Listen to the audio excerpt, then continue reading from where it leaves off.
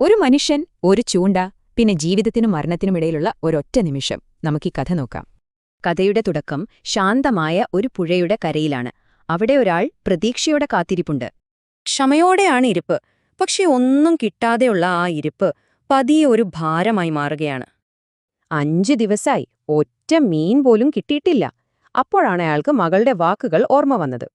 എന്നും രാവിലെ കേൾക്കുന്ന പരിഹാസത്തിന് എന്തോ ഇത്തവണ ഒരു ശാപത്തിന്റെ സ്വരം പോലെ തോന്നി. അവൾ പറഞ്ഞത് സത്യമാകുമോ? ഇവിടെ ഈ പുഴയുടെ കരയിൽ കിടന്ന് താൻ മരിക്കുമോ? തനിക്ക് മരിക്കാൻ പറ്റില്ല. മകളെ പിന്നെ ആര് നോക്കും? ആ ഒരു ചിന്തയാണ് അയാളെ പിടിച്ചു നിർത്തുന്നത്. ഇരുട്ട് വീണതോടെ ആ പുഴയുടെ സ്വഭാവം മാറി. അതൊരു നാടകവേദി പോലെയായി. അയാൾ മാത്രമാണ് കാണി. ആദ്യത്തെ കാഴ്ച ഒരു നീർക്കോലി തവളയുടെ മാളത്തിലേക്ക് കയറുന്നു. ഒരുതരം മരണത്തിന്റെ വരവുപോലെ. പിന്നാലെ ചെളിയിൽ നിന്നൊരു കറുത്ത ആമയും കരയിലേക്ക് വന്നു. അതും ഒരു ദുശ്ശകുനം പോലെ തോന്നി. പെട്ടെന്ന് ആ മാളത്തിൽ നിന്നൊരു നിലവിളി. ആ നാടകത്തിലെ ആദ്യത്തെ മരണം നടന്നു കഴിഞ്ഞു. താൻ എവിടെയോ കുടുങ്ങിപ്പോയെന്ന് അയാൾക്ക് തോന്നിത്തുടങ്ങി. മരണം തൊട്ടടുത്ത് നിൽക്കുന്ന പോലെ. അപ്പോഴാണ് ചൂണ്ടയില് ഒരു കൊത്ത്.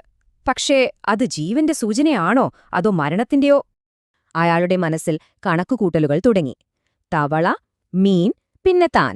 ഇതാണ് മരണത്തിന്റെ ക്രമം. അയാൾക്ക് തോന്നി താൻ ഈ ചൂണ്ട വലിച്ചാൽ കാണാമറിയത്തുള്ള ഏതോ ചൂണ്ട തന്നെ വലിക്കുമെന്ന്. അപ്പോ ഒരു ചിന്ത വന്നു. ഒന്നും ചെയ്യാതെ അനങ്ങാതിരുന്നാൽ ഒരുപക്ഷേ ഈ അവസ്ഥയെ മറികടക്കാമല്ലോ. പക്ഷേ ആ നിമിഷം വിശന്നിരിക്കുന്ന മകളുടെ മുഖം മനസ്സിലേക്ക് വന്നു. അതയാളെ പിടിച്ചുലച്ചു.